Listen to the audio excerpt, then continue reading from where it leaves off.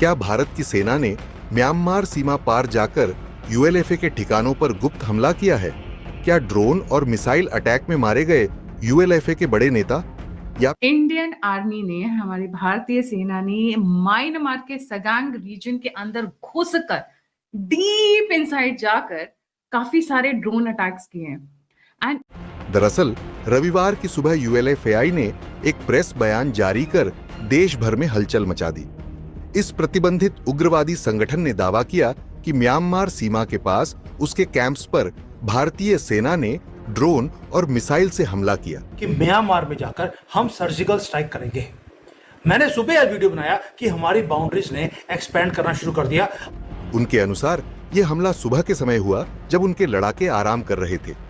हमले में नयन आसम उर्फ नयन मेदी, जो संगठन के लोअर काउंसिल का अध्यक्ष था, उसकी मौत हो गई। उल्फा आई एक ऐसा ग्रुप जो भारत को तोड़ना चाहता है, आसाम स्टेट को भारत से अलग करना चाहता है।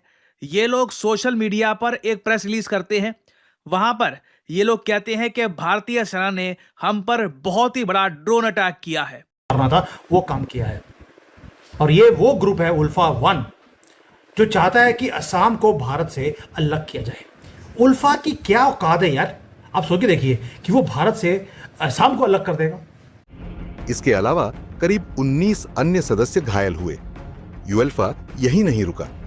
कुछ ही घंटों बाद एक और बयान में उन्होंने कहा कि जब नयन आसम का अंतिम संस्कार किया जा रहा था, तभी एक और मिसाइल हमला हुआ। वादा देने घर वापस आ रहे थे। अब उन्हें क्या मालूम था कि वो खुद दूसरों के कंधों पर उठकर खाक में मिल जाएंगे।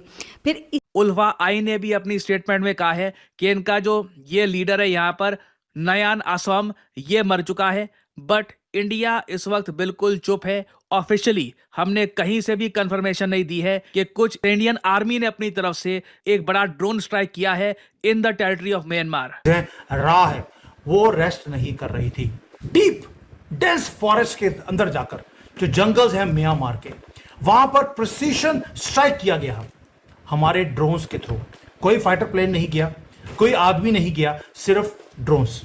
और उसके बाद जो प्रिसीशन स्ट्राइक्स करे हैं, जो टारगेटेड हमने, जो टेररिस्ट के डेल में जाकर हमने घुस के मारना था, वो काम किया है। हाय फ्रेंड, स्वागत है आपका है आज की खबर में। तो दोस्तों, म्यांमार में एक आज बहुत बड़ा ड्रोन हमला हुआ है और म्यांमार के एक टेररिज्म ग्रुप को निशाना बनाया गया है।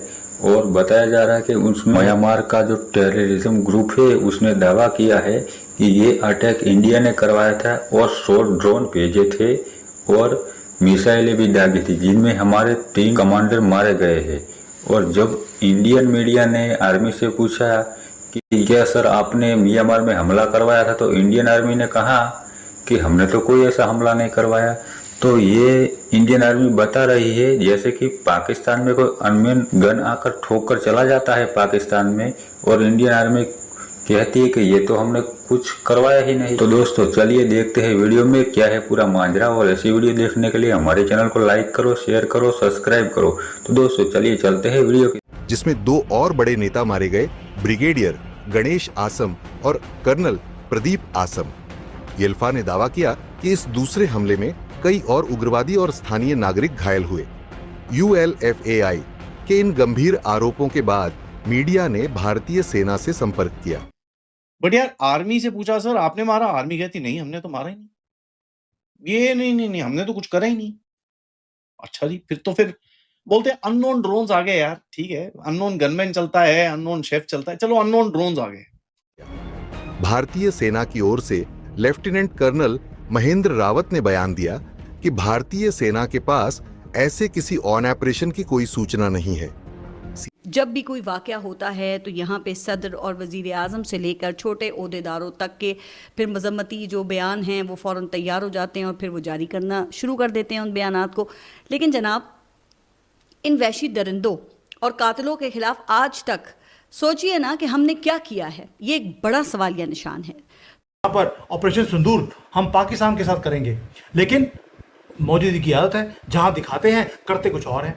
तो उन्होंने सिंदूर डाल दिया म्यांमार में जाकर, और ये हिस्टोरिक वक्त। और इसके साथ साथ अगर आप देखें तो हमें एक बात समझना होगा कि ये जो उल्फा है इसके तार चाइना से भी जुड़े हैं, बांग्लादेश से भी जुड़े हैं, और जब से यूनुस आए हैं तब से अगर आप देखें तो पाकिस्तान भी वहां एक्टिव हो गया, और ये कंटिन्यूअस प्रयास कर रहे हैं कि भारत के नॉर्थ ईस्ट में कुछ शरारत करे, क्योंकि सबको मालूम है भारत का नॉर्थ ईस्ट आसियान का भी गेटवे है।